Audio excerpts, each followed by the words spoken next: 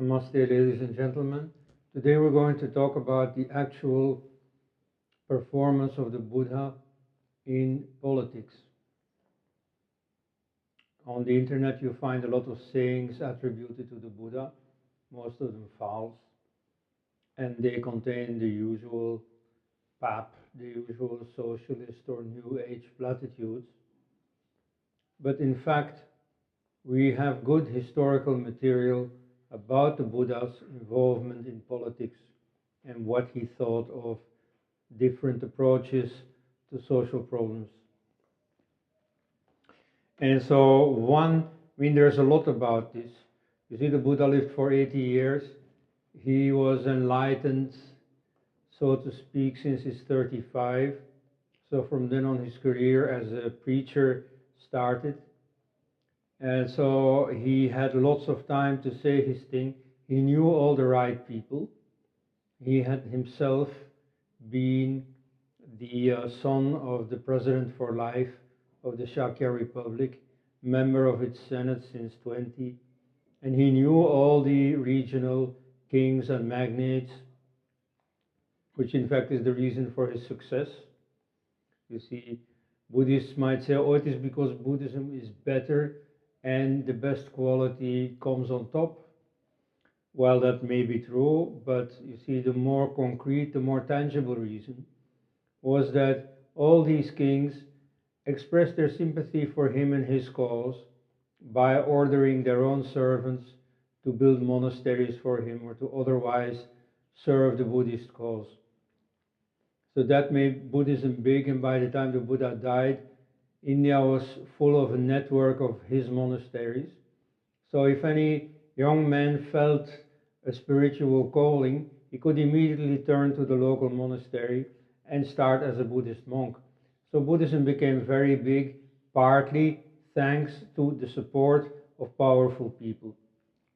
Now, these powerful people also consulted him on the occasion of precise political problems they had.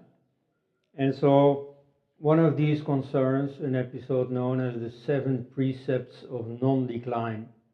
We are talking here about the end of the Buddha's life. He was 79 by then. And one day, and this is told in the Mahaparinirvana Sukta,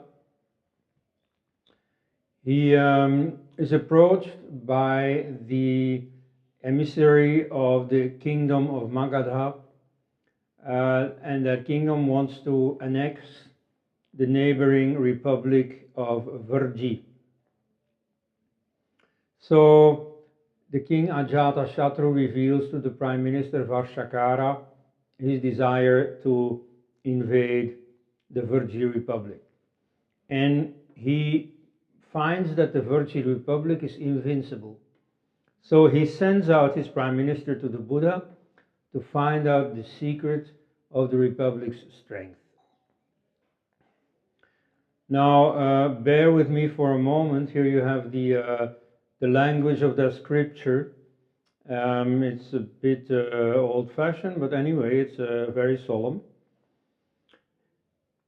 Then, approaching Bhagavan, he, namely the Prime Minister Varshakara, offered his respects in a way as should be done and sat down on one side. Once thus settled, Brahmana Varshakara, the Mahamatya of Magadha, addressed the Tathagata. Tathagata is the Buddha, the thus gone one. O Gautama, the king of Magadha, Ajatashatru, asks if you are free from sickness, free from sufferings, comfortable in vigorous health, if you are happy and free from all troubles. Thus he inquires after every welfare of yours. So that much for the introduction. Now they come to business. O Gautama, the king of Magadha and the Virjis are not on mutually friendly terms, and the king is desirous of invading them. and he has so contemplated, I shall conquer the turbulent Virjas, and I shall crush the Virgis, and I shall put the Virgis to rout, howsoever wealthy and valorous, noble and numerous, happy and gallant they might be. So, Gautama, what does Venerable Gautama say to this?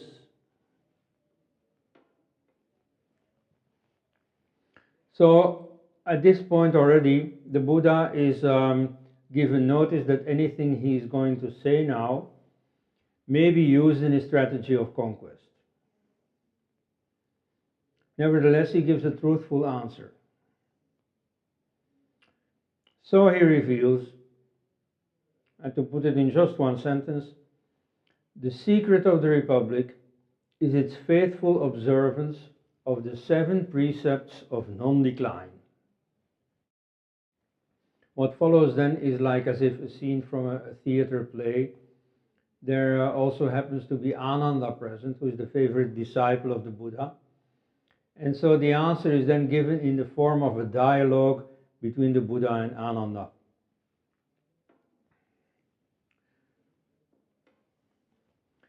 So, the Buddha says, say, Ananda, have you heard whether the Virgis are united and the Virgis stay united? Yes, Bhante, so have I heard, that the Virgis are united and that the Virgis stay united. Then, Ananda, so long as they are united and remain united, consider them to be prospering and far from decline. So that is the first precept, it is unity. The second is decision making in mutual harmony.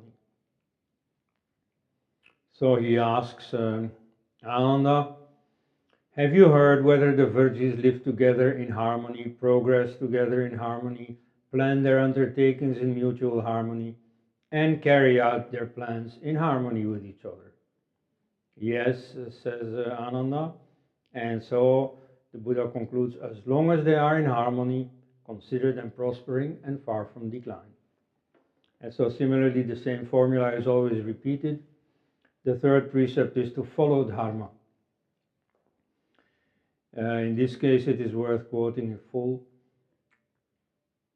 I heard that the Virgis only establish the proper laws, do not violate these laws, and respect their Sanatana Dharma and follow it. The Buddha, as you know, was a follower of Sanatana Dharma. The fourth precept is to respect elders. Have respect for their elders, teachers, parents, and wise men, and whether the Virgis honor, revere, venerate, and obey them. Yes, they do. So consider them to be prospering and far from decline. Then there is the rule to respect women. To make sure that the women and girls do not suffer kidnapping and abduction, bondage and confinement. Make sure that women and girls are respected and not considered of little worth. Are they protected and treasured by their parents and brothers, husbands and in-laws, kinsmen and neighbors? And related, that the virgin men do not lust after and seduce one another's wife. Yes, so consider them to be prospering and far from decline. The sixth is to respect shrines. Chaityas is a very general term, funeral mounds, shrines, prayer halls, sacred places, places of pilgrimage. Are these inside and outside the city revered, venerated, and respected by the Virgis? That they do not do away with the time-established tradition to provide support that is due to the Chaityas. Yes. So consider them prospering and far from decline. So here the Buddha clearly says you have to respect the existing religious traditions. Some people say he was a revolutionary, but this doesn't sound like it. Finally, you have to respect holy men. Yes, I have heard that the Virgins provide support and protection to the Arhats, that the Arhats that are passing by are welcomed by them, and those that are not passing by are invited. In that case, consider them to be prospering and far from decline. So, this is not just something I thought up, says the Buddha.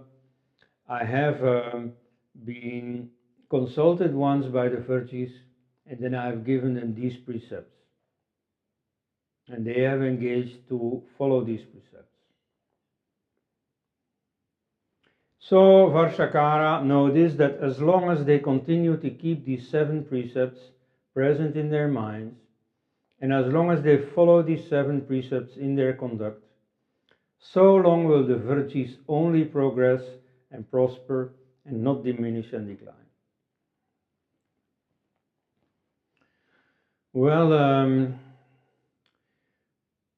Varshakara can hardly object to this, and he admits that these are very powerful rules. Indeed, according to him, even following only one of them would make one invincible, let alone all 7. So he says, I do consider that it would be fruitless and not proper for Ajatashatru, the king of Magadha, to abandon diplomacy and go to war with the Republic of the Virgins.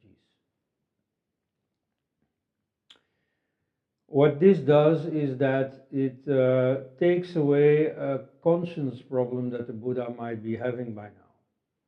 You see, he says that we will not commit the aggression that we planned. However, he only says, as long as these powerful, successful 7 precepts are observed, there will be no aggression. But he does not say about any plans to undermine the adherence to these 7 precepts. So now Varshakara leaves, he thanks the Buddha, and the Buddha says, then return Brahmana Varshakara if you must, for you know what is best for you. So the Buddha explicitly does not interfere, he does not tell Varshakara to do this or that, or to refrain from this or that. But in fact, he already knows that clearly something is planned against Varshakara and in some against the Virgins. And so there's little he can do about it. And in a later speech, he also tells his own monks that there is something amiss with the Virgins. And there he says that he has the impression that they are getting less disciplined. You see, they used to, this is the imagery he uses, they used to sleep on wooden logs for pillows. And now they are sleeping in comfortable beds. So this is the image of the whole process of decline, of becoming soft, undisciplined. In courses of elementary Buddhist meditation, Vipassana, when you enter, you are supposed to take a vow on the first 5 rules of Buddhism, namely speaking the truth, being non-violent, non-stealing, chasteness, and non-intoxication. These I have taken myself, by the way. It's about the only set of rules that I've ever tried to live by. But then the second set of 5 rules contains the promise not to sleep on high and cozy beds. That I always found a bit strange, but here you can see the context. You see, for him, this is the image of disciplined living vis-a-vis comfortable bourgeois lifestyle. So he sees the Virgins who used to be very strong and who are, shall we use the word, who are declining in their discipline. And so he foresees that this is not going to end well. Now, the sequel is that in real life, you see, the Buddha dies 1 year later. This strategy takes 3 years, but it already starts while the Buddha is still alive. Varsakara goes to the cabinet meeting with his king, Ajatashatru, and he makes a big scene, and he makes sure that it is very well publicized, that the Virjis hear about it. And so there they have a discussion about what to do with the Virji Republic, whether to attack it or not, and he vigorously defends the Virjis, to the point that the others get so annoyed with him that he is fired. So now he's out on the street looking for a job. He has lots of experience as a public administrator. So the Virji Republic hires him, and he becomes some sort of a minister of education. Because they trust him, they think he's on our side. What he does then, well, we don't know exactly how he did it, but somehow he pits the students against one another. He sows discord amongst the students, who then themselves contaminate their parents. Very soon, the assembly, the public assembly, where all have to get together to make decisions in consensus, in harmony, that is much less well attended. And so gradually they are giving up their adherence to the 7 precepts. And 3 years later, the kingdom of Magadha invades the republic, annexes it, on its way, historically speaking, to creating the first nearly pan-Indian empire, the Nanda Empire, then later the Maurya Empire, both emanating from Magadha.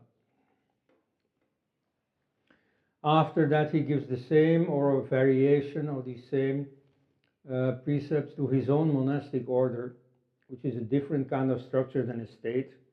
But the first two are essentially the same, unity and harmony. Then there are a few different ones, like for instance, there are no women in a monastic order, so the rule about women is suppressed. Instead, there is as long as the monks do not fall under the power of craving that arises in them and that leads to continued births, growth for the monks is to be expected, not their decline.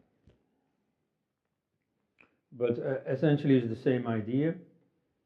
But we are going back to politics, to public life. And so the same story is told, I will not entirely repeat it, but in the Pali Canon, in the Satta Aparihanya Dhamma, the 7 duties of non-decrease, this same story is told. So there also he says, as long as the monks remain steadfast in these 7 conditions, as long as they endure among the monks' growth can be expected, not their decline. Here it is in reverse order, because the same 7 rules are then also given to society. And again, this is, here the pronunciation is the Virjis, Pali, Sanskrit, but it's the same idea, it's the same story. So they should have frequent gatherings and their meetings well attended. They should assemble and disperse peacefully, attend to their affairs in harmony. So these are the first 2 rules. We'll come to the rest again. Interesting here is that the Buddha is a relatively democratic-minded founder of religion, or founder of a tradition. Now, this was not a new idea. You see, this type of consultation, of assembly, existed within a series of Indian states, the republics. This was in fact an old Indo-European institution. Assembly membership, however, was limited to warriors. You had to have been in the army to be there. Now that translates in the Indian situation that you had to be a member of the warrior caste. Everybody could attend the assembly, look at the proceedings, but the actual decision-making was confined to Kshatriyas. A relatively recent example of that is the system of 7 electors, or Kurfürsten, in the Holy Roman Empire, where they always chose an emperor from among them. So there was elective kingship. That was lifelong, but it did not automatically devolve on the emperor's son. Now the Buddha himself had grown up in this system. This was in the Shakya Republic, where he himself was a prominent member of the assembly. He upholds this model also for organizing his own monastic order. It is not entirely a modern democracy, you will understand. There is an element of aristocracy. Not everybody is a full member. And there's also seniority. You see, the younger members, of course, have to defer largely to the elders. Still, among the founders of traditions, he was one of the most democratic. Then you have the sequel, the undermining of this unity and harmony. This is the same story. So he sows disunity through the students, and the result is the declining attendance at the assembly. We don't know exactly how he did this, what he precisely told the students to get this effect. There is an imaginative exploration of what he might have done in a historical novel by Sita Ram Goel called Sapta Shila, the 7 precepts. But even a well-informed, historically trained fiction writer can't alter the well-known ending, which is that after 3 years, Ajata Satu or Ajata Shatru invades and defeats the republic. In a historical sequence, you can see this as an important part of the preparation of the Nanda and Maurya empires. So the republican form of government disappears from India. The Buddha was personally a very privileged witness to the disappearance of 2 of those republics. One is his own, the Shakya Republic, which gets massacred, and then the other is the Virji Republic. Now, it was not quite the Buddha's intention to make these republics disappear, as far as we know. So we can ask, you see, was he uninterested in the outcome? Or had he grown old and silly and was he being misused? Or was he somehow supportive of Magadhan imperialism? You see, you might ask these questions. They are not at all important for the practice of Buddhism, but a historian might ask these questions. Let's listen again to what Varshakara says when taking the Buddha's leave. No harm can be done to the Virjis in battle by the Magadha king, except through treachery or discord. Well then, Venerable Gautama, we will take our leave, for we have much to perform, much work to do. So, if you are an apologist and you want to somehow clear the Buddha of any serious involvement, you might say, well, here Varshakara is promising not to do anything against the Virgin Republic, but if you read it more candidly, it is a fairly mocking way of saying, okay, well then, we won't attack, we will first commit treachery, undermine them, and then the situation is changed, and then my promise doesn't apply anymore, and then we may attack them. And so no battle, but at least something disquieting. And in later discourses, the Buddha seems to be aware of the fate that awaits the Virgin Republic. Now, that there has been a bit of discussion among Buddhists about this scene, how to interpret it. And so one defender of the Buddha, Stephen Collins, says, first of all, that it is a historically improbable event. I don't know why that would be, I think that is perfectly possible. But he says that it was fictionally included to show the Buddha's superior attitude compared to his interlocutor Vashakara. Well, maybe.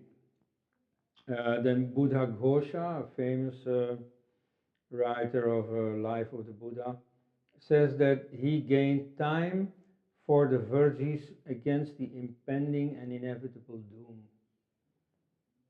Well, we have no report about him warning the Virgin Republic or suggesting any course of action. Again, you see that is not very convincing. A certain venerable Pandita notes the contradiction. He says that, well, the 7 rules were supposed to make the Virgis invincible. But then again, that is easy to answer. They only lose their invincibility when they start neglecting the 7 precepts. So the 7 precepts do make invincible, but do not make incorruptible. And so once you become corrupt, once you start neglecting the rules, then anything is possible. He also notes that the Buddha refrained from warning the Virgis. So he did not involve himself too much in politics.